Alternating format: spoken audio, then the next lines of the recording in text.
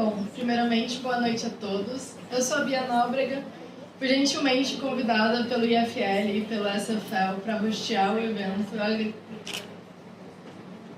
Eu agradeço muito pela oportunidade, é sempre bom a gente ter a oportunidade de realmente conseguir difundir ideias de liberdade, conseguir ainda mais juntar liberdade com felicidade e trazer essa mensagem para o público, para quem queira ouvir. Gostaria, em primeiro lugar, de agradecer também ao Tal por estar aqui, por nos dar essa chance de ouvir e ter todos os ensinamentos que eu sei que você vai trazer com excelência. Agradecer à organização do Instituto de Formação de Líderes de Brasília, do Students for Liberty do Distrito Federal e do LOLA, que é a Aliança de Mulheres pela Liberdade, que a gente também tem e que são os responsáveis por esse evento estar acontecendo aqui agora. Também agradecer ao patrocínio do Hospital de Olhos de Brasília e aos nossos parceiros, que são a LVM Editora, o Clube Ludovico e deixa eu só ter certeza. A LVM Editora, o Clube Ludovico e a UDF, que disponibilizou o espaço para que a gente fizesse a palestra. Hoje, acho que como todos sabem, nós vamos falar um pouco sobre como a felicidade e a liberdade e a filosofia ajudam cada ser humano, cada indivíduo a se desenvolver cada vez mais. O Tal traz uma lição que é extremamente randiana, que é como que a gente aprende a valorizar cada um de nós como nós somos e assim aprender a lutar pela nossa felicidade. Então eu gostaria de não me prolongar muito mais e convidar o Tal Tsfany, que é o presidente e CEO do Ayn Rand Institute. O Tal ele foi empreendedor, investidor e trabalhou por muitos anos nas indústrias e em diversas empresas de tecnologia, tanto nos Estados Unidos como em Israel, e também é cofundador do Ayn Rand Institute de Israel. Seja muito bem-vindo, Tal. Por favor, o palco é seu.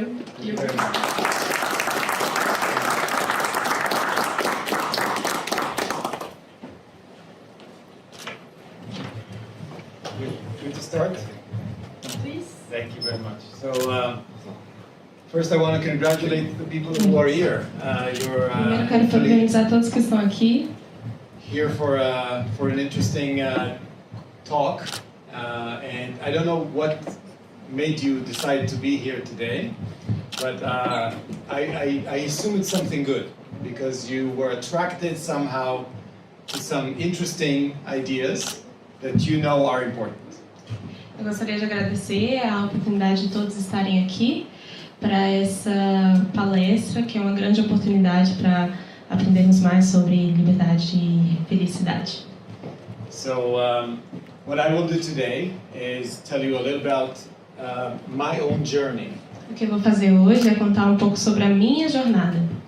That was powered and completely transformed by the power of philosophy. Que foi transformada pelo poder da filosofia. So, and by the end of this presentation, E ao fim dessa apresentação, I hope that you will have a much better understanding, and maybe a window would open or a door would open for you to ask deeper questions about your lives that will enable you to live it, I think, in a better, deeper way. que ao final dessa apresentação vocês possam ter uma concepção, ter uma concepção profunda sobre o que é a sua vida e se perguntar mais sobre si mesmos. Okay, so I will. Let me see if that. Okay, so I'm going to talk about things that are usually not talked about. Eu vou falar sobre coisas que geralmente não são faladas. Things that are a secret for some reason. Things that are sensitive. Things that we take for granted. Coisas que geralmente são segredos, coisas que nós não levamos em consideração. And you will see that some of the things I will say will create an emotional reaction in you, either positive or negative. E vocês vão perceber que as coisas que eu vou falar vão criar uma reação em vocês, talvez positivas ou negativas. And the reason why it will create an emotional reaction is that we with knowing or without knowing, carry within us a philosophical code. Isso é porque dentro de nós carregamos esse código filosófico. That really guides our life into how to lead it, what is the good, what is the bad, what is moral, what is immoral. E assim a gente percebe o que é moral, o que é imoral e essa percepção de valores.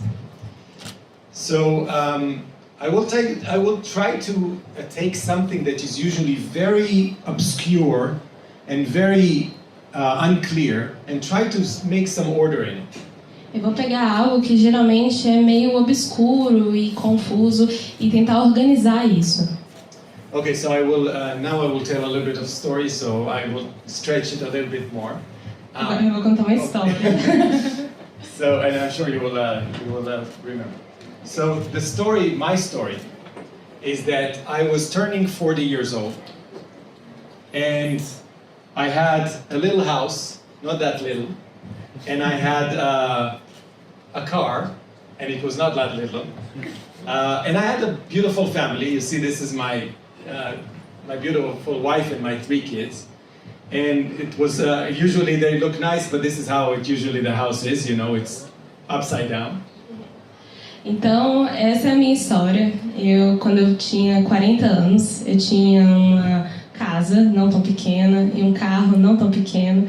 E essa é a minha família, que aparentemente está tudo lindo, mas geralmente é isso que acontece na nossa casa. And if you ask me about how is my life going, I would say perfect. I would say it's great, right? If you go out in the street and ask people, are you happy? Everything good? What do you think most people will say? Perfect. I'm happy. You know, I'm alive, I have food, I have a family, people I love. Everything's great, right? Então, se me perguntarem como é a minha vida, eu vou dizer que é perfeita. O que a gente responde quando alguém nos pergunta se estamos bem na rua? Falamos que está tudo bem. Então, é isso. Yeah. But if you really got close to me and we would have, I don't know, a beer, drink something, and you ask me, are you truly, truly happy, fulfilled? I mean, to the highest level. Is it the best life you can imagine for yourself? Are you living it? I would say, not quite. Então, mas se você chegar bem perto e bem próximo e perguntar se você realmente está no topo da felicidade, realmente se sente satisfeito, eu diria quase. Because what I mean by happiness is that being in a state where I can almost not imagine a better life that I'm living. Porque o que eu imagino como felicidade é aquilo que quando você está quase nesse momento de felicidade, quando você imagina a vida que você quer viver. And then one day I was working, I moved from Israel to the United States. I was working for a software company and I was, you know, a VP in a very big 20,000 people company. And an employee of mine asked me, have you ever read Ayn Rand? And I said, who is Ayn Rand? And the next day she bought me this book. Então eu me mudei de Israel para os Estados Unidos para trabalhar em uma grande companhia. E um dos meus funcionários perguntou se eu já li Ayn Rand. E eu falei, quem é Ayn Rand? E essa pessoa me apresentou esse livro.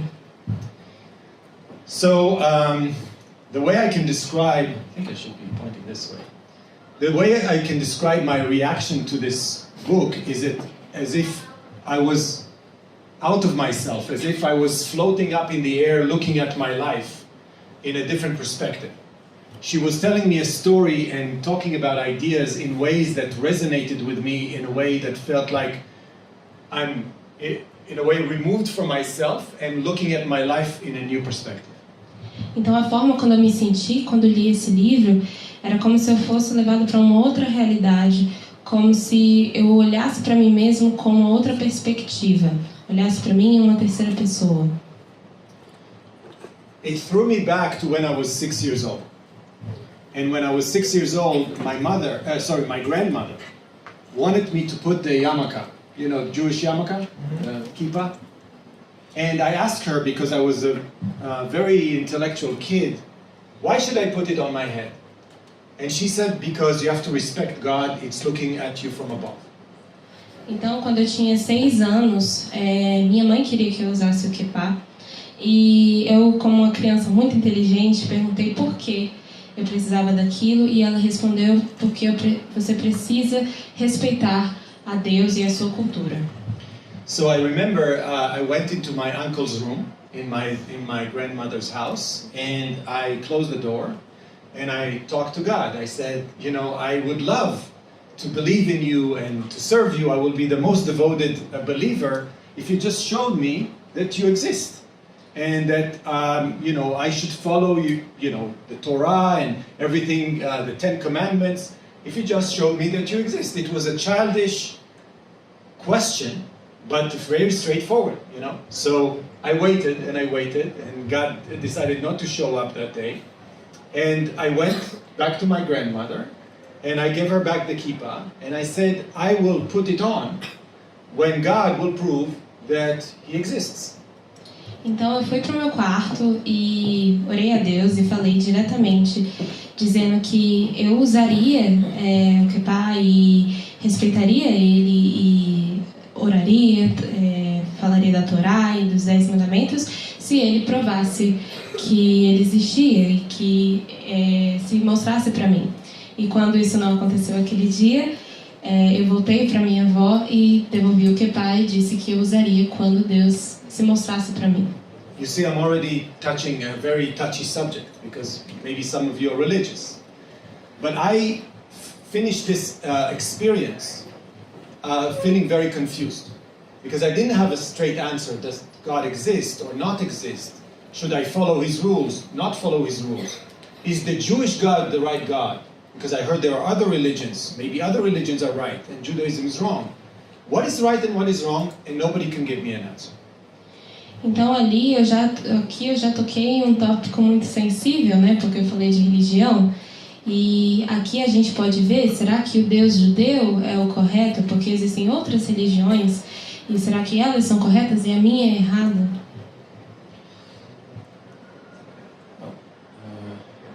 Okay, so I kept on with my life. I actually, before I show you that, at age of 13, I was moved from the city to a thing called Israeli kibbutz. Anyone knows what Israeli kibbutz is?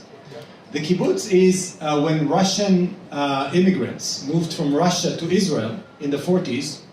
They thought that communism was not implemented right in Russia, so they're going to try it again.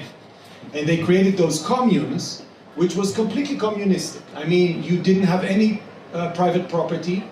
I actually had a number. I had a number on all my clothes. And I was not living with my parents. I was living in a kid's house because I was the property of the kibbutz. So I was thrown from being a conservative environment to the most radical communist leftist environment. That was when I was 13. Então, quando eu tinha 13 anos, eu fiz parte do kibbutz, kibbutz russos, quando eles trouxeram ali o comunismo. Então tudo era comunista, não tinha nenhum bem privado. Eu não morava mais com os meus pais, eu morava numa casa com crianças e eu tinha um número, então tudo era extremamente comunista ali. And I was living with my I was living with myself. Okay, great. I didn't catch that. So one day, the family from the city, from my bar mitzvah, when I was 13, bought me a tape recorder. And I put it in my room, and one of my teachers came in and said, you cannot keep it, because it's unequal. And I said, over my dead body, you're not taking away this tape recorder. So they had a committee, and they decided that I can keep it only if I let everybody play their cassettes on my tape recorder. Então, quando eu fiz 13 anos no meu bar mitzvah, eu ganhei um gravador de vídeo, de fita. E na casa eles disseram que eu não podia ficar com aquilo porque aquilo não era de todo mundo. E eu falei, não, eu não vou deixar com que levem meu tape recorder. E por isso eles disseram que eu só poderia ficar com aquilo se todo mundo pudesse brincar com a gravadora. So what I did is basically agreed, but then nobody got to play their cassettes on my tape recorder. But this is how I rejected. I actually argued because they couldn't explain to me why a human being cannot have private property. It sounded very unnatural to me. The same, it threw me back to age 6. It's like, there's something very weird about asking me to believe in things that I've never seen. Now I'm asked to do it again, to believe in things that I don't understand. Like, why should I care about other people and give them what I have before taking care of myself or being focused about what is good for me? Nobody could explain that. Just saying, it's because we believe so. Então eu concordei, mas não deixei ninguém brincar com a gravadora. E era isso, e eu voltei para aquele pensamento de quando eu tinha 6 anos. Como eu vou acreditar em algo em que eu ainda não entendo? E... Okay. Oh, the final part is that I was asked to believe in things without any explanation again. Yeah, that's it. I think that's what I said. Okay, but I'll move on. To be raised in an environment where you are asked to believe in things without explanation makes an impression. And I was a very logical, very intellectual kid, but I thought that I guess I should not be explaining everything. And not everything should make sense. In math and in science, I was asked to be correct or not. 2 + 2 always equals 4. But when it comes to morality, to religion, to what is good about life, should I share things with the moral code, everything was vague. Nobody could really explain it like 2 and 2 equals 4. It was gray, not black and white. Então, conforme eu fui crescendo, eu sempre fui uma criança muito intelectual e muito racional. E eu via que, por exemplo, na matemática, é sempre o certo ou o errado. 2 + 2 é 4. Mas quando se tratava da moral, da religião, ninguém tinha uma resposta concreta. Era tudo muito vago, muito abstrato. And another thing that nobody taught me is how to be happy. All I heard is, you like playing the drums, but wait till you grow up. You have to be serious. You have to be an engineer, a doctor, whatever, but something serious. So I was a very good drummer when I was 17. I don't know if you know this movie called Whiplash. If you didn't see Whiplash, it's a great movie. It was like me when I was 17. I was practicing 6 hours a day. I was a jazz drummer. But my family said, drumming, it's not serious, right? Então, mais uma coisa é a minha relação com a felicidade. Às vezes a gente trata com as crianças, por exemplo, eu quero ser baterista e a gente fala, espera até você crescer. E aí somos falados que temos que ser engenheiros e médicos quando nós temos esse sonho, né? Eu era um ótimo baterista quando eu tinha 17 anos. Por exemplo, temos esse filme que é Whiplash, super recomendo. E eu era assim, eu treinava 6 horas por dia, eu era um baterista de jazz, mas minha família disse para abaixar a bola. So, without really guidance on how to follow my passions for music, for poetry, for writing, I put that all aside. And I said no to the drums, and I became a pilot in the Israeli army. Então, nisso, eu aprendi a deixar de lado as minhas paixões, como a escrita, a poesia e a bateria, e disse não para isso e me tornei piloto da Força Aérea. And then when I graduated from the army, I became a substitute teacher. So I was starting my studies, and I was working in a school, And I would get a call every morning if one of the teachers were sick, and they said, if you can come in. And the beautiful thing is that I had no plan. I would walk into a classroom, and I got to do whatever I want, talk to them whatever I want, and teach them whatever I want. E aí, com 22 anos, eu começando meus estudos, eu fui professor substituto. Então, toda manhã, alguém me ligava dizendo que o professor estava doente e se eu poderia substituir. E a melhor parte é que eu não tinha nenhum plano. Então, eu chegava na sala de aula e poderia fazer tudo o que eu quisesse, do jeito que eu quisesse. And that was one of the happiest periods of my life. I love teaching. You see, I love being on stage. I love communicating ideas. So I was very happy, but then, I had to be serious. So I took an engineering job as an industrial engineer. I moved to software, and I'll skip all of that, but that's basically it. Mas, você vê, eu amo ensinar, eu estou aqui nesse palco, eu adoro fazer isso, mas eu precisava de algo mais sério, perdão, obrigada.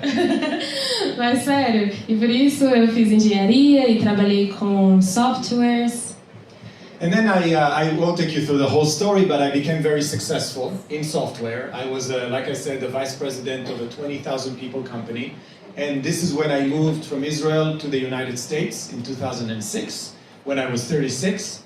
And when I was 40, I go back to the moment when I read the book. I felt like I'm turning 40, and there's something really missing in my life. A big thing. Então eu trabalhei com software e fui bem sucedido nisso. Eu era vice-presidente de uma empresa com 200 mil funcionários, mas chegou no ponto que eu estava com 40 anos, li esse livro e pensei, tem alguma coisa faltando, uma coisa muito importante faltando. This passion. When I see heroes, when I read books about heroes, when I think about my hero, someone like Steve Jobs, where you see the passion in what they do, the business people, the artists, the poets, the tennis player. I love Roger Federer, Ayrton Senna, the Brazilian.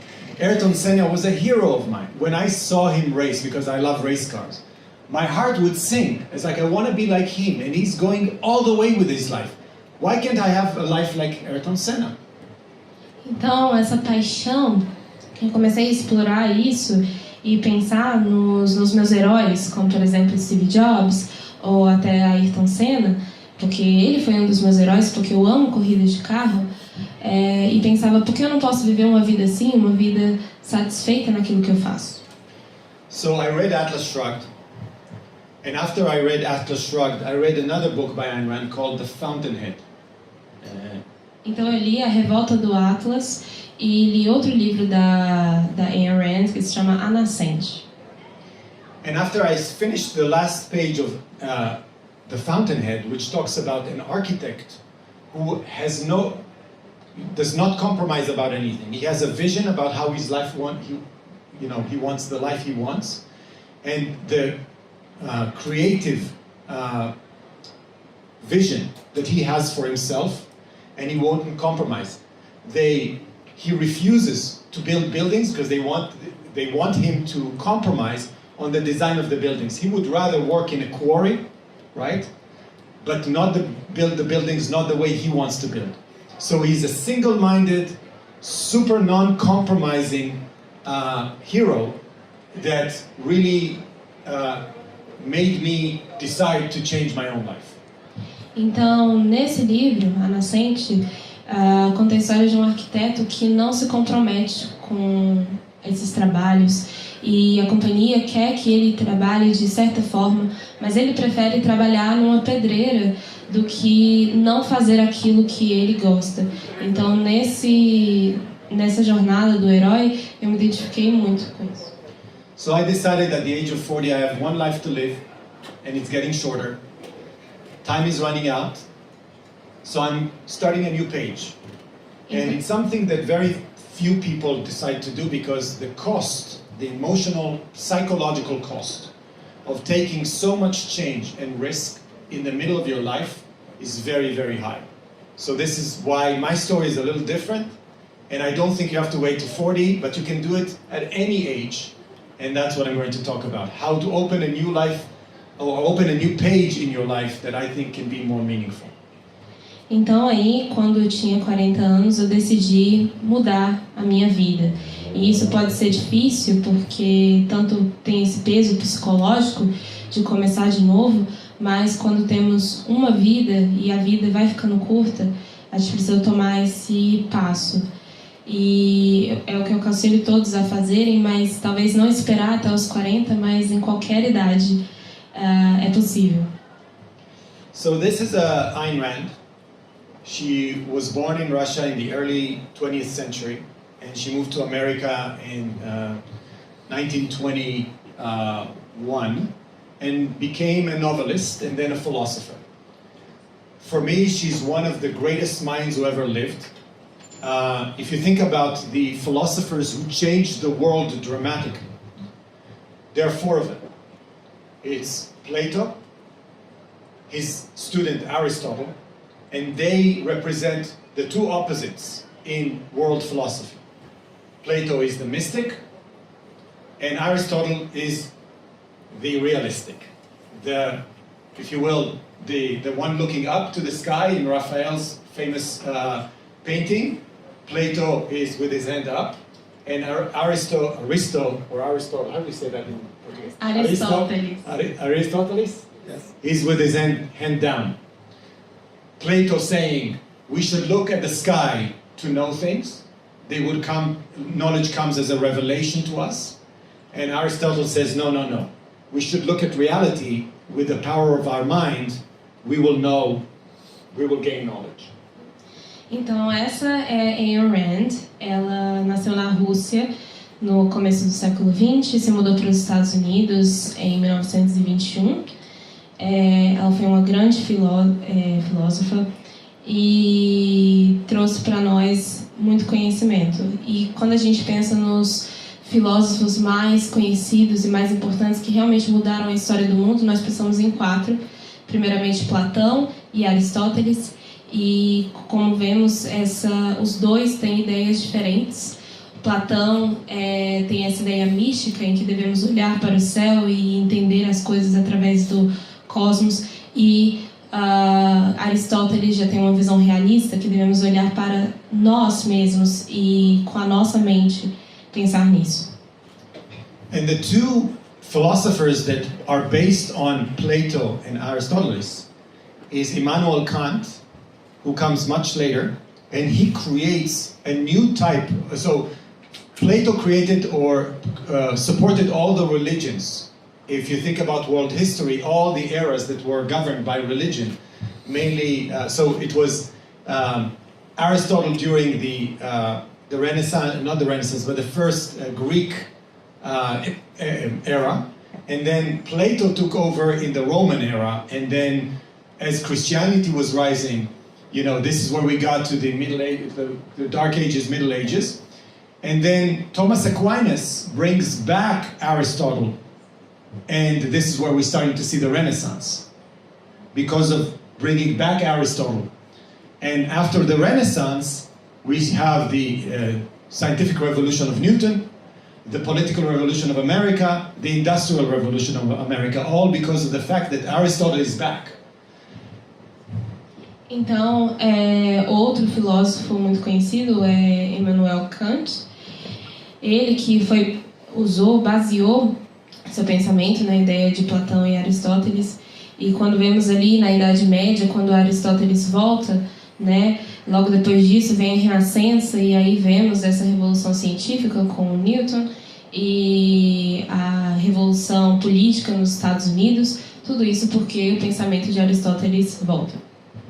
And the same year that America was born, Immanuel Kant publishes The Critique of Pure Reason, trying to, in a way, bring back Plato, but in a different twist. And I won't go into what Immanuel Kant created, but he basically tried to destroy reason. And he was the father of what we're seeing right now. If you ask yourself, where did all of the isms come? Communism, socialism, fascism, Nazism, collectivism, tribalism, all of that, well, tribalism was before. All of those became because Kant brought Plato back and presented it in a new way. So everything we are living right now, the decline that I think we're going to experience back from the period of the Renaissance all the way up to, let's say, 50, 60, 100 years ago, is because of Immanuel Kant. E aí, no mesmo ano que a América nasceu, Immanuel Kant publicou esse livro que meio que baseia todos esses pensamentos socialistas, comunistas, nazistas, fascistas, tudo que vivemos e estamos vivendo vem através do pensamento de Immanuel Kant. And Ayn Rand is an Aristotelian. She takes the same premises, the deep premises of we can know reality with the power of our mind, and improves on that. And she says, I could not be the philosopher that I am without seeing the amazing explosion of innovation and flourishing that happened during the Industrial Revolution of America. So she said that she is improving on Aristotle's ideas and created a new philosophy called Objetivism that is taking reason and putting it back and in a way completing and correcting a lot of Aristotle's original philosophy. Mas Ayn Rand surge, né, com essa nova filosofia, juntamente com essa revolução industrial na América, e cria o objetivismo, trazendo de volta o pensamento de Aristóteles. Now, she is a very young philosopher. She was really doing her philosophy work in the 50s and 60s and some in the 70s. She died in 1982. And in the span of philosophies and human history, she's a very young phenomenon. And it will take time for the culture to really understand and absorb what she's offering us. By the way, I brought several books that just came out in Portuguese that are her non-fiction that she wrote after writing the novels. Então, a Ayn Rand era uma filósofa muito jovem. Então, ela atuou ali nos anos 50 e 60, ela morreu em 82.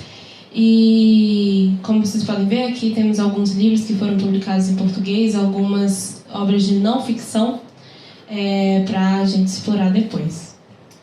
I'm going to give you some just highlights of what she's saying in Objectivism that I think you can ask me questions about because there's a world of knowledge and I don't want to make it too long. By the way, who doesn't understand English at all here? Quem que não entende inglês de jeito nenhum? Okay. No English. Okay. So I will start with something very simple.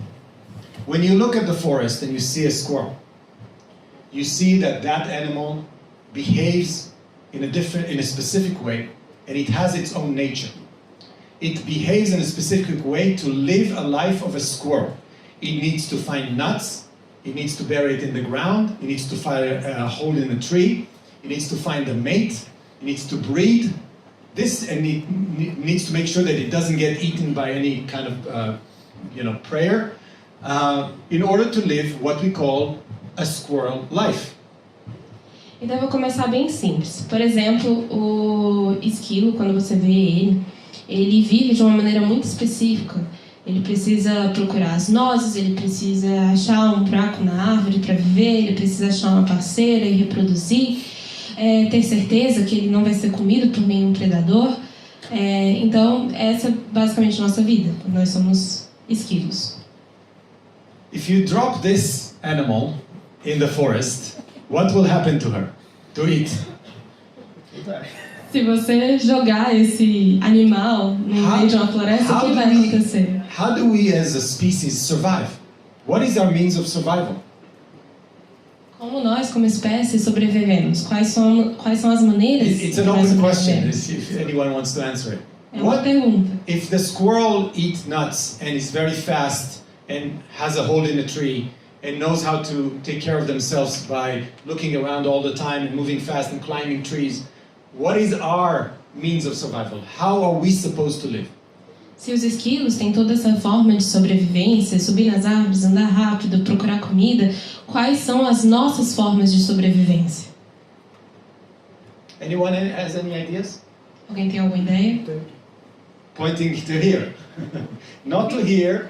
We're not fast, we're not strong, we're slower than a tiger, and we're not as flexible as a monkey, right?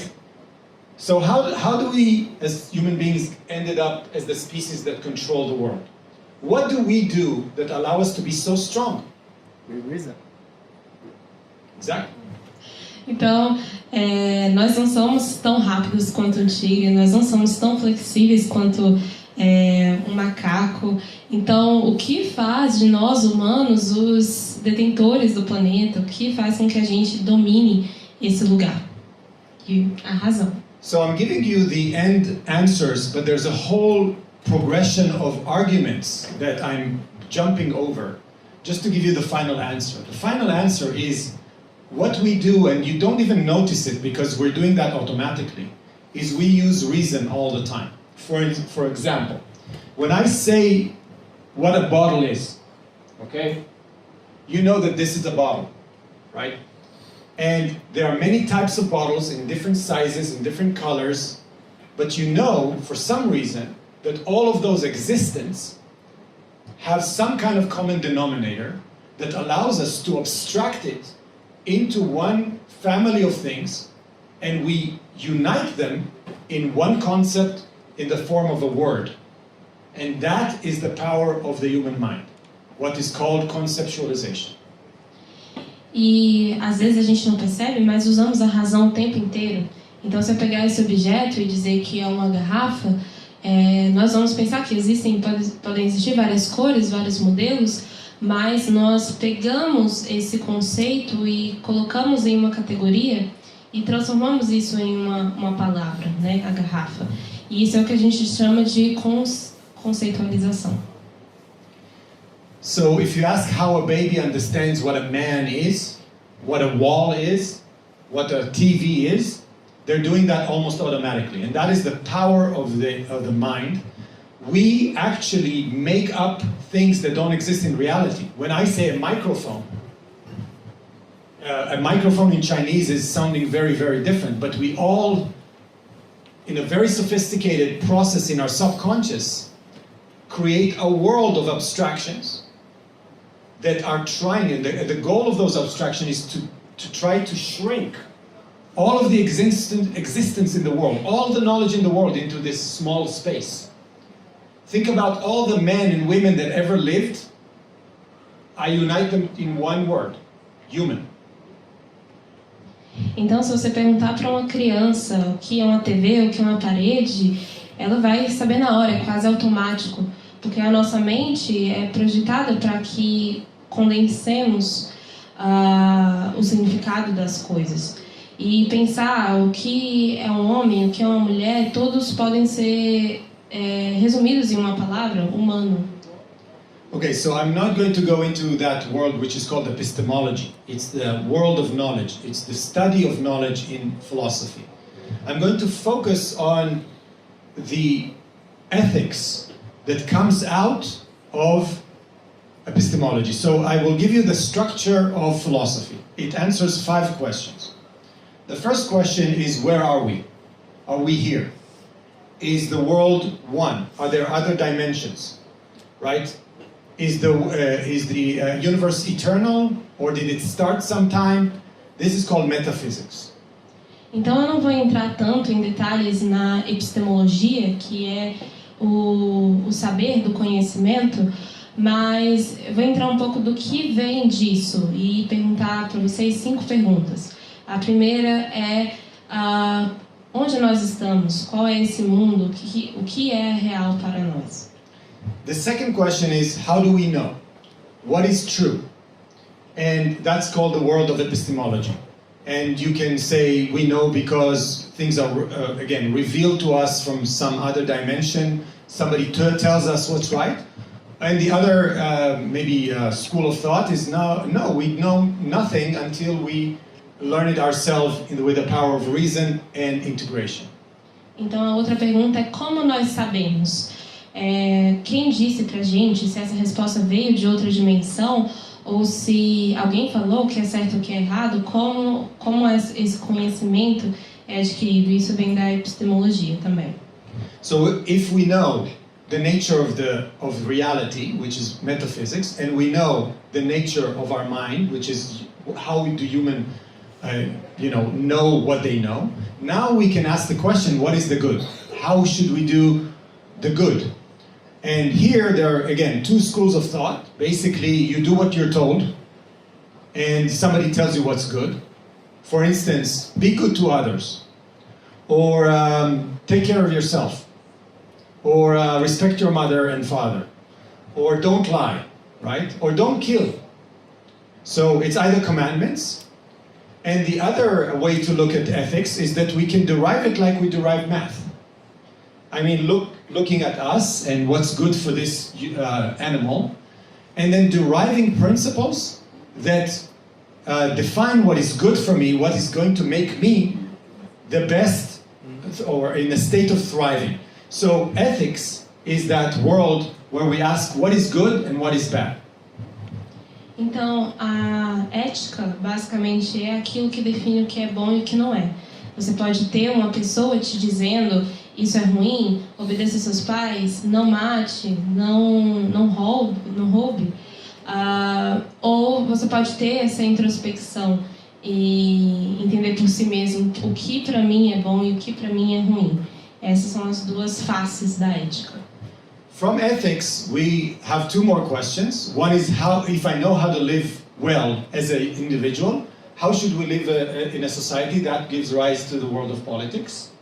And the fifth one, which people underestimate, is why do we need art? What is the purpose of art? And Rand's answer to that is because it's food for the way we conceptualize the world. In a way, it's like food for our mind. The human mind needs some kind of a vision to what we should aspire to. That's the world of aesthetics. Could you repeat the fourth? Yeah, so the fourth one is politics. How should we live in a society? And the fifth one is aesthetics. Ok. Então a quarta pergunta é política, como nós como indivíduos devemos viver em sociedade. E a quinta pergunta tem a ver com estética, porque a arte é importante para nós como seres humanos. Okay, so now at my presentation I can go in two directions. One is to explain to you why liberty is good for humans because of epistemology and ethics, and why liberty is like food or nuts for the squirrel. Or I can go in, I think, more interesting direction, which is happiness. So I will focus not on why liberty is good. I will say one thing about liberty. This mind, this machine, that integrates all the types of bottles in the world into one concept, works in a specific way. And in order for it to do what it does, it cannot be under coercion, it cannot be under force. Once you introduce even the threat of force, this machine starts breaking up. Então agora eu posso ir para duas vertentes. Eu posso falar sobre a liberdade e como o que nós buscamos é como comida para os nossos pensamentos, comida para o esquilo, ou o que eu acho um pouco mais interessante é a felicidade. Mas eu vou dizer uma coisa sobre liberdade, né? Como nós pensamos em, por exemplo, como em todas as garrafas do mundo podem ser traduzidas em um conceito só. Em algum momento, esse momento de conceptualização pode ser quebrado. So if you are trying to protect liberty because of the argument that it works, you will fail. Because people want to do what is good. And if you tell them that giving for others and sacrificing for others is the good, they will build big governments who will redistribute your wealth, and they wouldn't listen to the fact that, we tried it in Russia and we tried it in 10 other places and it doesn't work. You will fail. The only way to explain why liberty is better than collectivism is by going all the way down to epistemology and philosophy and showing that the reason why the Russian scientists are not as effective as the American scientists is because they work under coercion and they work in freedom. Então, quando a gente passa a entender essa ideia de liberdade e que nós, como seres humanos, vamos falhar se pensarmos que é sempre sobre o outro e é sempre nessa situação altruísta, como, por exemplo, o governo de vários países que são comunistas e que fazem essa redistribuição. Você pode construir um país grande, uma comunidade grande, mas a partir do momento que você não olha para si, existe essa quebra. And if you want Rand's, I think, best defense of why capitalism is the only method of living and social organization that is good for humans, you need to read this book. It just came out in Portuguese. You will read the title. E caso vocês queiram entender por que o capitalismo não é só o melhor, mas a única forma em que os seres humanos possam viver bem, vocês devem ler esse livro que acabou de sair em português, se chama Capitalismo, o Ideal Desconhecido, da Ayn Rand. This is why if you ever hear, if we just applied socialism or any kind of collectivism, well, it will work. It's like saying that if I drop this mic, it won't fall to the ground. It's scientific. We can prove it in a different type of science, which is called philosophy, and not the normal science we know, because it's the science of the human consciousness. But I can prove to you, as 2 plus 2 equals 4, that the separation, first, we need a monopoly on force, and because force is the only thing that corrupts the mind. So we need to monopolize it and give one entity. No, I'm not an anarchist. I actually think that anarchists are worse than communists, because that's where people kill each other. It's like gang warfare. We need a monopoly on force by a government that manages the army, the police, and the courts, and it is completely separated out from any other activity other than those, in anything that has to do with the economy. Então, se eu falar que o socialismo ou qualquer outra política coletivista funciona, é a mesma coisa que eu disser que eu vou derrubar esse microfone e não vai cair no chão. Então, eu acredito que não tendo essa visão anarquista, porque eu acho que os anarquistas são piores que os socialistas e os comunistas, mas pensar que nós devemos deixar uma parte monopolizada para o exército e a polícia e a segurança, mas e deixar isso à parte de qualquer outra vertente, como por exemplo a economia. That's it. I'm done with politics. Now I'm going to talk about something more interesting. Acabei com a política, agora algo mais interessante. So I want to talk a bit to you about what you can learn from philosophy about your own life. Forget Brazil, forget about Bolsonaro and Lula and all the mess and all of that. Think about your own life, okay? You are free enough to make your own decisions. It's true, they take your taxes, great. Let's talk about you. Let's assume you live in a libertarian heaven, okay? And you walk out this door and there are no taxes and everything is privatized and there's complete freedom. Então agora eu quero que vocês pensem no sentido da vida e da sua vida especificamente. E esqueça a situação do Brasil, Lula, Bolsonaro. Eu quero que vocês pensem que saindo por aquela porta não tem impostos nem nada. Pensem na sua vida como uma completa liberdade. What do you do now? And I'm talking especially for the young people in the room. How would you know to go out and live your life? What is the code by which you are going to make decisions? Because you can do anything you want, right? How would you know how to make this person, you, the happiest it can be? the way I start is like a scientist, and I start with definitions.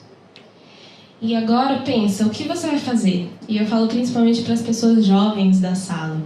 Agora que você tem essa liberdade, o que você faz para buscar essa felicidade? E eu, como um cientista, busco isso através de uma definição.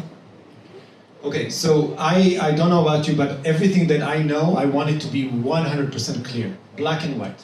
I don't like vague, oh, it's something like, maybe, some people think like that, some people, it's like, what is the right answer? I believe that reality is one. And with the power of our mind, we can either figure it out and build cars and machines and projectors, or not figure it out and then fail, right? So I'm going to be as clear as possible about the definitions of things that nobody told you are really clear. It was vague up until now. So I'm happy you're here. Eu gosto de ser muito claro nas coisas que eu falo. É tudo preto no branco. Eu não gosto de respostas vagas e abstratas. Então, pensando nisso, eu trago definições aqui que realmente vão te dar respostas claras de coisas que vocês realmente só souberam de forma vaga. I'm going to give you a definition of what happiness is. What is the goal of your life? Okay? So it's going to be a little complicated because we are complicated beings. Philosophy is not easy, it's pretty abstract. But I'm going to try to be as specific as possible. The definition of happiness, the state you are trying to do in every waking moment, the reason why you're here, the reason why you woke up in the morning and brushed your teeth, you went to work, you saved some money, you raise your kids, everything that you're doing is for the state of happiness. And here's a definition of the state of happiness. The state of happiness is a state of consciousness which proceeds from the achievement of one's values. Então aqui, pensando nesse conceito de felicidade, devemos buscar os seus valores, as razões pelo qual você acorda, escova os dentes. Então aqui nessa frase temos que o conceito de felicidade é esse estado de consciência que procede da realização dos valores do indivíduo. And I really recommend getting this book, which is where this definition is as part of an article. E eu recomendo esse livro, de onde sai essa frase da Ayn Rand, que se chama A Virtude do Egoísmo. Okay, so let's break it down. I'm an engineer. I like to break things down and then put them back together. What I see in this definition is actually, I want to read it in reverse. What she's saying is, first, you need to figure out what your values are, what you want. Then you need to do everything required to achieve it. And the output of that process of figuring out what you love and what you want and going after and achieving it gives you automatically a state of mind which is a prolonged state of mind. It's not like I'm happy on Monday and I'm miserable on Tuesday. So that is the equation. Figure out what it is that you want, which is a very tough question. Then figure out all of the complexities associated with achieving those values. And then the output will be a state of consciousness that we call happiness. Eu sou engenheiro, então eu gosto de subdividir as coisas e trazê-las de volta. Então, indo de trás para frente, temos esse sistema onde vemos primeiro quais são os nossos valores, quais são as coisas que nós amamos e nós queremos. Depois, o processo para alcançar essas coisas e que nós podemos fazer para alcançar isso, até estarmos nesse estado de consciência que é a felicidade. Não somente estar feliz em um dia e triste no outro e miserável em outro, mas esse processo constante de sermos felizes. So now you would ask me, okay, she's saying figure out your values, achieve them, and you will be happy. What is that thing called value? What are those things that you want? And she puts a pretty broad definition called value is that which one acts to gain or keep. E agora você deve estar pensando, tá, mas como eu faço isso?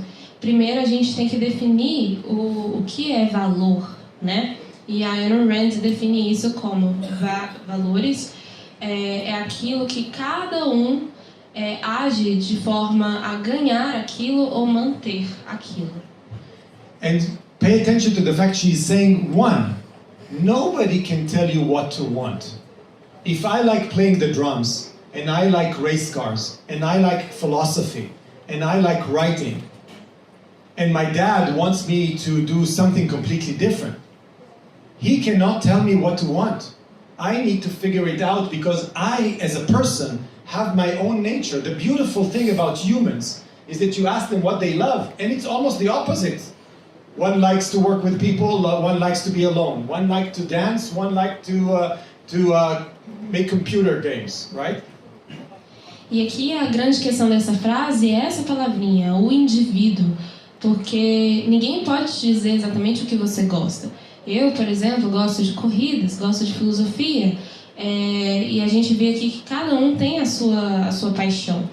Então, de alguma forma, um gosta de trabalhar com pessoas, outro gosta de trabalhar sozinho, o outro gosta de cantar, o outro gosta de desenvolver jogos de computador. Então, cada um tem o seu próprio valor.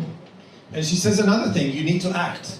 It's one thing to dream about what you want to be and to explain to yourself why you want to be that thing. And the other thing is not enough to sit on your sofa and think about it. You need to act to gain or to keep it. By the way, some of the things you just want to keep, like my life. What my heart is doing now is a value, right? It's trying to sustain my life. Or I eat every day in order to sustain a life. It's not a goal that I don't already have. Or I pay the mortgage in order to keep my house. So everything that I want to achieve or I want to sustain is a value in my life. Então aqui outra palavra importante é o ato, a ação, aquilo que você vai agir para que aquilo continue na sua vida. Então todos esses valores, aquilo que você valoriza, aquilo que você ama, como você vai agir para manter aquilo dentro da sua vida. So it sounds pretty simple, but you'll see it's not that simple because we are complex beings. Basically what she's saying, there are values in the world and there are values that are specific to you. You need to discover them. And it's a very interesting process how you can teach yourself how to discover which values in the world are yours. And you'll find that some of the things you're doing today are not your values. Somebody told you to go after them. But why are you doing it? For instance, a lot of people go to university and learn things they're not really excited about because somebody told them it's important. So the first thing is discover your values, and the second thing you need to act. And learning how to act effectively is a whole other study of how to go out and achieve effectively the values that you set for yourself. A grande questão é descobrir quais são os seus valores, porque às vezes aquilo que você está trabalhando na sua vida agora não é algo que você realmente gosta, é algo que alguém te falou para fazer. Por exemplo, muitas pessoas na universidade estão estudando coisas que não são realmente as paixões dela. Então, a gente deve, além de descobrir nossos valores, descobrir como agir efetivamente para alcançar eles. I want to tell you, two things. Let me go back. If you think about...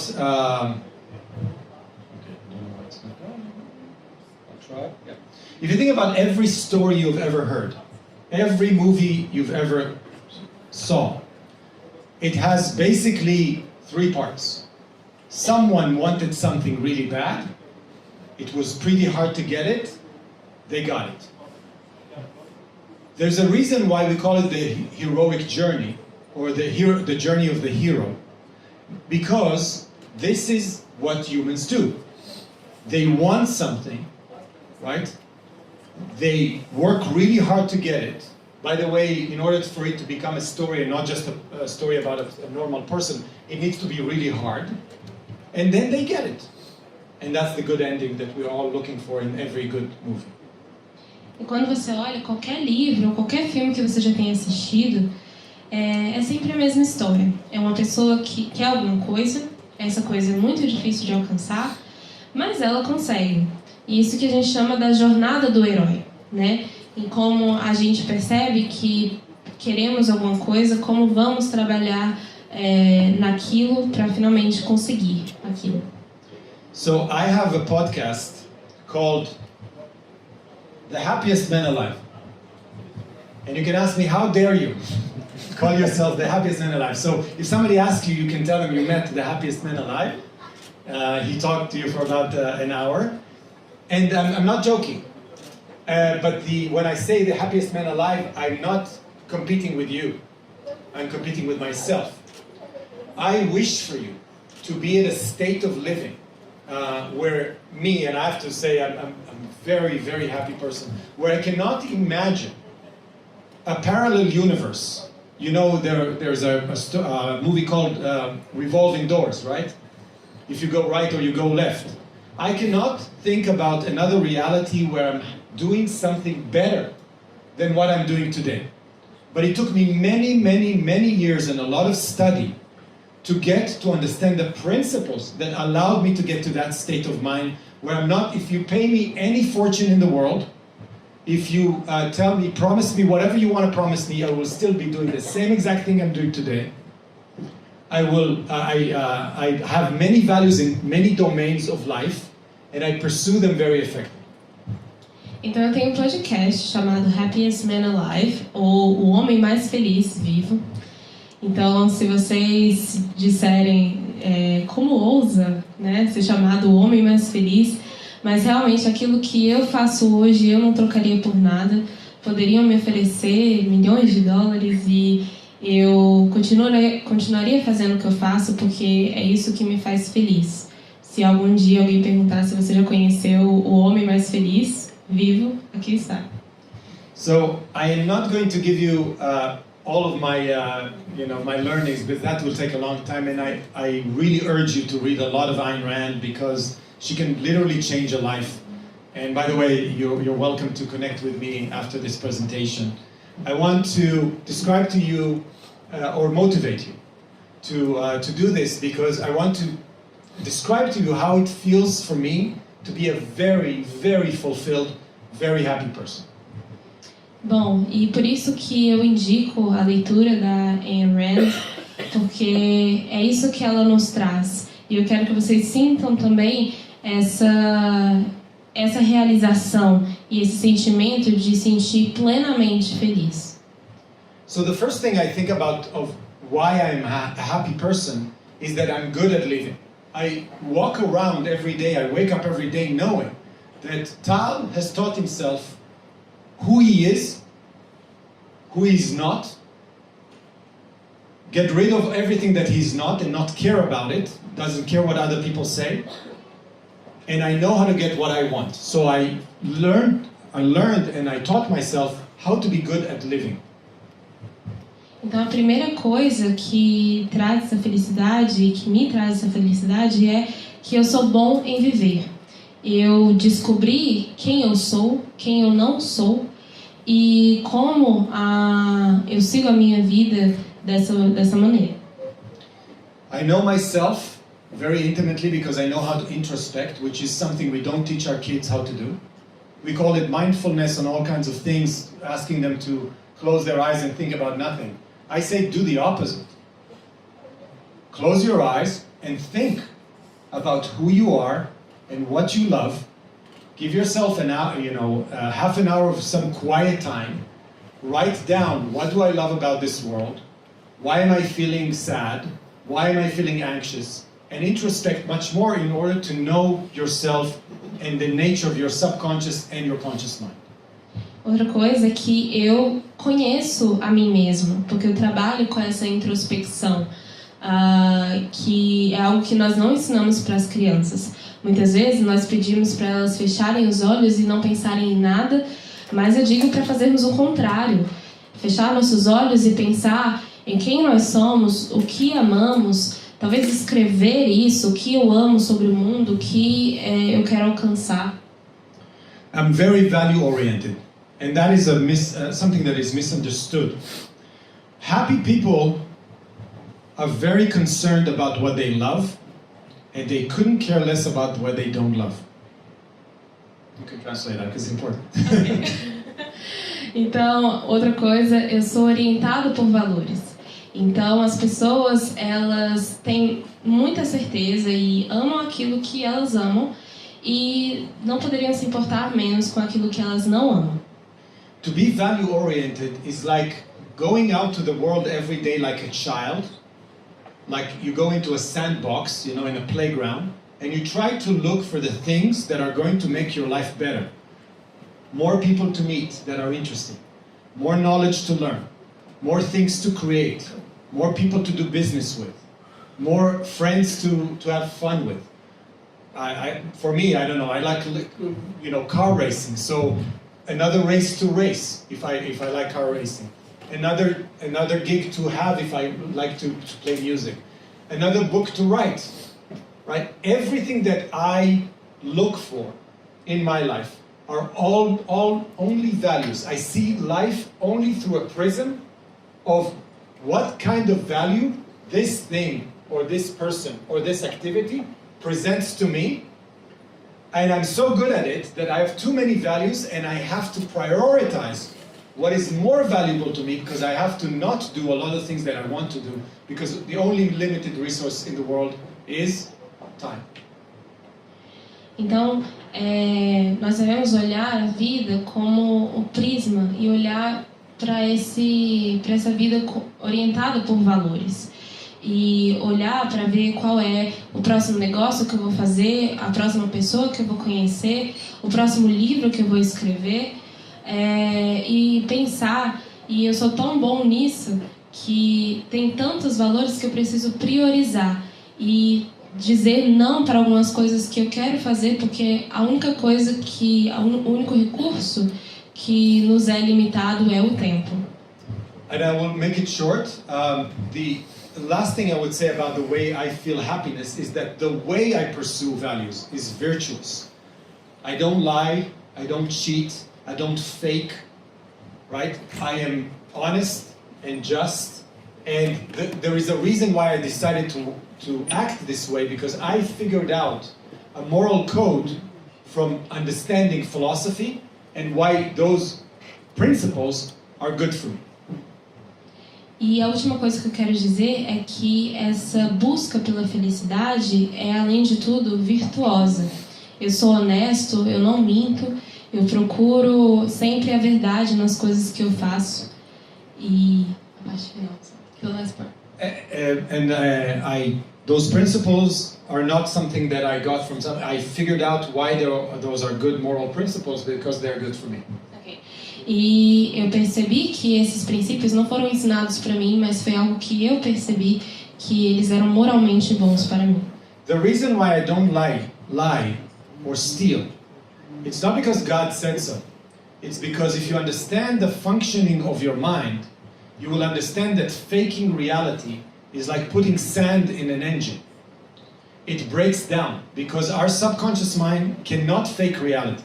So if I take somebody else's money, even though I need it very much, I will always remember and always see myself as a thief. And this is why it's not good to lie, to fake reality, or to violate somebody else's rights, because it's not good for me. If it was possible for a human being to forget that they stole, stealing would be good. I'll say it again. If it was possible for a human being to really forget completely that they stole money, I think it would be good to steal money. But the reason why it's not good, it's because of the way our mind functions. So it's not good to fake reality, it's not good to steal from other people or violate their rights, because then I know that they will violate my rights. So every principle in my Bible was figured out with the power of reason, not because it was a commandment. Então, eu penso que eu não minto, eu não roubo, porque como posso explicar? Porque isso não foi ensinado para mim porque um Deus falou para mim isso, mas quando nós criamos essa falsa realidade, nós trazemos para nós mesmos uma coisa que não é nossa. Então eu não roubo porque, enfim, o sentido ali de roubar é tirar algo ali que não é seu. E quando a gente faz isso, nós meio que criamos uma falsa realidade em cima daquilo. I'm sorry, I'll take it. So I want to finish because I said a lot of things, with some tips and tricks. What can you do tomorrow to make your life much better? That's, just leave you with not such abstract ideas. So I think what you can do is create a process that allows you to, one, observe yourself and know yourself much better and be true and honest, not lie and not fake, because you can convince yourself that you're someone else. Most of us are under a lot of cultural pressure to be someone else. The key is to observe yourself and to know yourself. E aqui é meio que um guia para alcançarmos essa felicidade. Primeiro, observar e para nos conhecermos melhor e sabermos e entendermos como nós vamos participar desse processo. So I'm going to give you some kind of a bridge from the philosophy of objectivism that I really think is the best system of ideas we have right now to your own life. So I won't take you through the whole process. I'll give you some examples on how to observe yourself and know yourself, and then to how to figure out what you want, and after that, go out and get it. Então aqui nós vamos pegar essa filosofia do objetivismo para transformar isso em um plano de ação, para planejar observar aquilo que queremos e planejar esse processo até alcançarmos. Okay, so the way to answer the question, let's say I asked you, who are you? It's totally difficult to answer, right? So most people give you the demographics. Oh, I'm old, this is how old I am, this is where I live, I got 2 kids, I work there, and so on, and they can talk for 2 minutes, but then it's like, but who are you? Então, You give me all the demographics. Então, se eu perguntar quem é você, é uma pergunta muito difícil. Então, você dá o básico, o demográfico. Esse é meu nome, eu tenho tantos anos, eu tenho tantos filhos. E eles poderiam falar por várias horas, mas quem é você? If you think about it really deeply, the only way to know someone, it's not like you can open their head and see who they are, is to see them reacting to things in life. It's through their values. If I told you, my name is Tal, I love abstract ideas, I love philosophy, I love racing cars, I'm very competitive, I love playing the music, right? I get super excited when I see Ayrton Senna racing in his McLaren. I love teaching, all right? I love writing non-fiction, I love making up stories. After you know all those things about me, suddenly you know who I am. Not because you opened my mind, but because I told you what my mind responds to. Então, a maneira de realmente conhecer uma pessoa não é abrir a mente dela, mas ver como ela reage às coisas da vida. Como ela se identifica ali com aqueles valores. Então, por exemplo, se eu disser que eu sou o Tal, eu amo corridas de carro, amava assistir o Ayrton Senna, adoro ensinar, adoro escrever livros de ficção e trazer e criar novas histórias. E agora sim, vocês entendem quem eu sou. Vocês não precisaram abrir a minha mente. So, I'll give you a couple of exercises you can do for yourself to really, I think, deepen your ability to be a true happy person that is connected to yourself. Então eu vou dar alguns exercícios para que vocês façam e realmente se descobrirem, se conhecerem melhor e principalmente sobre os seus valores. I want you to take sticky notes. You know what sticky notes are? Right? Quero que vocês peguem alguns post-its. The yellow ones you can stick on the wall. Aqueles papeizinhos que você pode and I colar na want you to parede. take a whole pack and write in each and every one of those cards something you love about life. Eu quero que você pegue um pacote inteiro e escreva em cada um deles coisas que você ama sobre a vida. It could be people, it could be activities, it could be things you've done before, things you're looking forward to. It could be anything that you find meaning in. Podem ser pessoas, podem ser coisas, podem ser coisas que você já fez, coisas que você ainda vai fazer, mas que seja qualquer coisa em que você ache significado naquilo. But I want to warn you. Everything that goes on one of those cards should be yours, not somebody else's. If it's something you say, I'm doing it and I actually have it, but it's not that I really like it, then you don't put it on a card. Mas uma única coisa, o que você escrever deve ser seu, não algo que alguém te disse para fazer, que alguém falou para você, ainda que você esteja trabalhando naquilo agora. Se não é algo que vem de você, não coloque nos papéis. You stick them on the wall and you try to put values that look like they're in the same realm or the same domain close to each other. So you create like clusters of values. Maybe the people, the friendships, the relationships you have, maybe the productive activities you like to do that are more, creating something, the things you like to do for leisure and fun and just, hobbies, the thing you do in order to just relax, So try to put those in clusters and you'll see something amazing happen. Depois que você anotou tudo isso, busque colocar as coisas que são nas mesmas categorias próximas uma da outra. Então separe em grupos, primeiro um grupo para os amigos, para os seus relacionamentos, depois um grupo profissional, outra categoria sobre lazer e atividades produtivas que você faça, divida isso em cada categoria. And after you do all of that and you take a look at that and you let it just absorb it for a couple of days, try to create what I call value themes. Value themes are those yellow big circles that try to find the common denominator of the different things, of the different instances you love, the type of people that you are attracted to, the type of activities you're attracted to. Try to find those common denominators that I call value themes. E depois disso, você vai tentar ver nessas categorias quais são os seus temas de valor. Então, buscar ali quais são as pessoas que você ama, que tipo de pessoa você ama e gosta, que tipo de atividade você ama e gosta, e colocar dentro dessas caixinhas, essas bolinhas alaranjadas, que são chamadas aí de temas de valores. And after you figure that out, I want you to take all of those sticky notes and put them in 4 categories. 1 is everything that has to do with career and productive activity. By the way, it doesn't have to make you money. If you like carpentry and you don't do that for a living, but you still love doing it for the sake of creating something, you put it in career and productive activities. If it's anything that has to do with relationship with other people, you put it there.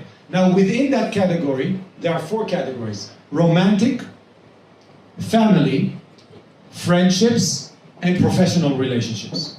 Professionals, people you learn from, or you really, like your teachers or colleagues or whatever. E aí depois você vai pegar todos esses post-its e separar nessas 4 categorias. A primeira é carreira e algo relacionado ao trabalho, mas não necessariamente aquilo que te traz dinheiro. Então, talvez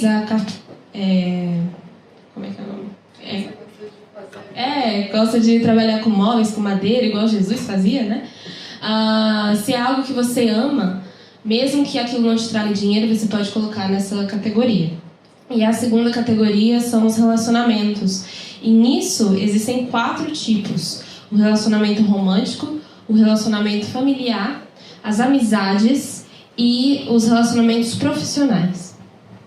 The third one is health and rejuvenation. Everything you love doing to improve your health and to improve your leisure time and your downtime, all your hobbies, your fun, the partying you like to do, everything of leisure is there. And the fourth one is every activity that actually produces wealth for you.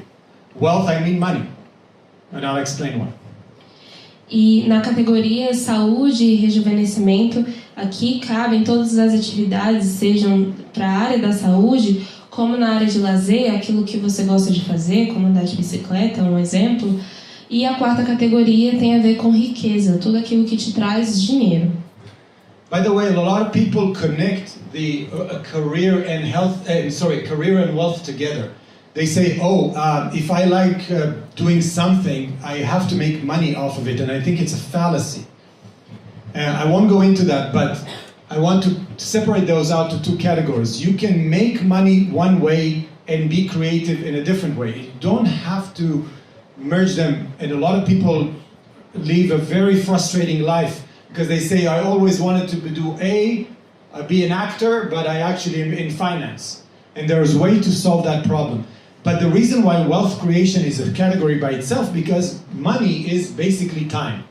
It buys you the time to pursue your values. So you need to know, and you need to have activities that actually create the time for you to go pursue your values. Muitas pessoas confundem aí as duas categorias, carreiras e riqueza, achando que elas são entrelaçadas, mas eu acredito que isso é uma falácia. Então, eu acredito que você pode seguir aquilo que você ama e conseguir dinheiro de alguma outra forma. É isso. And so I won't give you the whole thing, but if you get to the point where you can prioritize the things you love about life into 4 categories in a prioritized list, and I know how hard it's almost impossible right now. If you think you can do that now, forget it. It will take you months.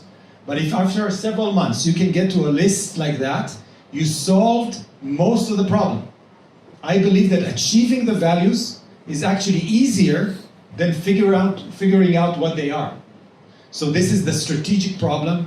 And then, of course, there's the tactical problem that maybe next time you invite me, I will talk about more, of what it is that is going to make me happy. And this needs to be your most sacred list. Those are the building blocks of your happiness. E aqui a gente tem outro exercício para dividir aqui nessas categorias. Eu acredito que o mais difícil não é saber o que você ama, e sim ter um plano de ação para aquilo. Então, quando você coloca isso dentro das categorias, você prioriza aquilo que é mais importante para você naquele momento e busca, sim, dessa forma, a sua felicidade plena. Okay, so I can't go much further because, it's almost doubling the time of the presentation because of the translation. But I wanted to tell you that the next thing that and you can ask me, baby, if you want to talk about it, is where are emotions? What are emotions, and what is the relationship between our mind and our rational mind and our emotions? And there's a whole world that you need to know about what are emotions, what are the role of emotions, and what they're not supposed to do. Like, if you lead your life by emotion, without reason, not good. If you live your life without emotion, very bad. And the balance between reasoning mind and your emotional world and what are emotions is critical. So again, if you want to ask me about that, I will. I'm going to show you all the things I'm not going to talk about. Então, uma outra pergunta que eu quero falar é sobre onde está a emoção, né? Porque uma vida deve ser guiada pelos dois, pela razão e pela emoção. Se você vive sua vida somente pela razão, isso é muito ruim. E somente pela emoção, também é isso. Então é crucial ter esse equilíbrio entre as duas formas. E isso vocês podem até me perguntar depois, durante a sessão de perguntas. Okay, so a couple of last points is that take what you are today and the way you live your life, and know that from now till the day you die, you can live a more profound life. The easy way to think about it is to think about what is called the path of least regret. Think about yourself at the age of 100, asking yourself if what you're doing now is something you will regret or not regret. Meaning, is what you're doing now, spending the grains of sand of your time that are going out slowly, is highly meaningful? or if you think about a better way to spend your time, even though the alternative could be scary. Like, I need to quit my job, I need to change my relationship, I need to move to another place. I know it's really hard, and I won't be talking about how to deal with change, but what I do want to tell you is that your job, your only job, real job, is to live a deeper life, but by better understanding you, your values, what you really respond to, and what you don't respond to. A questão crucial aqui é entender como viver uma vida profunda e se entender de uma maneira que você busque os valores corretos, em que você está gastando o seu tempo, em que a sua ampulheta está correndo, no que você está se dedicando, nas coisas que você realmente ama e realmente gosta e realmente quer, ou naquilo que impuseram para você. Então, a grande mensagem aqui é essa, colocar o seu tempo nos valores que realmente importam. My wish for you is to live a life of a hero. Like your life is something worth writing a story about. And the only way to create the motivation, because our culture doesn't tell you to be heroes.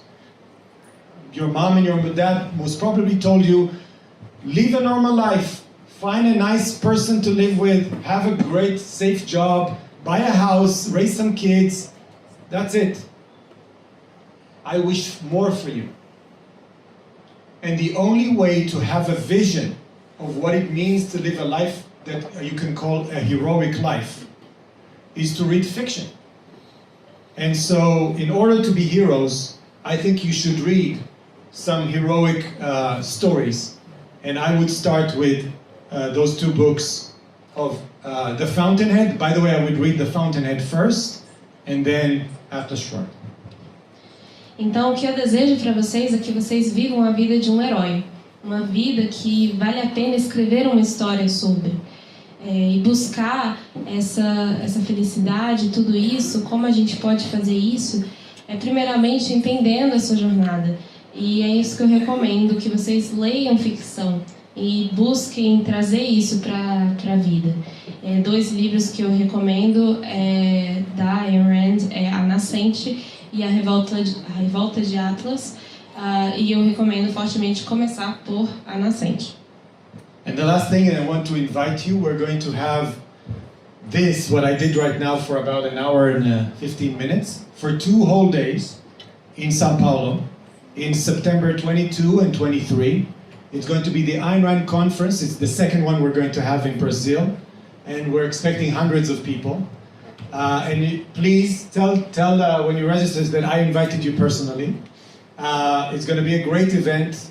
And you'll have a lot of time to go much deeper into the only knowledge that really is the key for human happiness. So you are more than welcome to join us in São Paulo in the end of September. Então agora eu tenho um convite para vocês. No dia 22 e 23 de setembro, em São Paulo, vai acontecer a Ayn Rand Con. E tudo isso que eu falei para vocês em 1 hora e pouquinho vai acontecer nesse evento em 2 dias. Então vocês podem dizer para as pessoas que foram convidadas pessoalmente por Tal Tsfany e compareçam porque vai ser incrível. And if you're a student, we have scholarships. We can potentially pay for your flight and your hotel. So please feel free to apply. Just do Ayn Rand Con Brazil and you'll find the website. E se você é um estudante, nós temos bolsas de estudos que podem pagar pelo seu voo e sua hospedagem para comparecer ao Ayn Rand Con. The last thing I would recommend, there's a mobile app called the Ayn Rand University. 60% of the content is translated to Portuguese. Please download it and start looking at the basic courses and then move to the medium and then advanced courses. There's a world of knowledge there. E eu recomendo o aplicativo da Ayn Rand University. Lá tem muitos cursos e eu recomendo que vocês comecem dos cursos mais básicos e vão crescendo nisso. Grande parte do conteúdo está traduzido para o português. E eu recomendo que vocês baixem o aplicativo e estudem bastante através dele. So go pursue your values, figure out what they are, and become your own hero. Thank you very much. I appreciate it.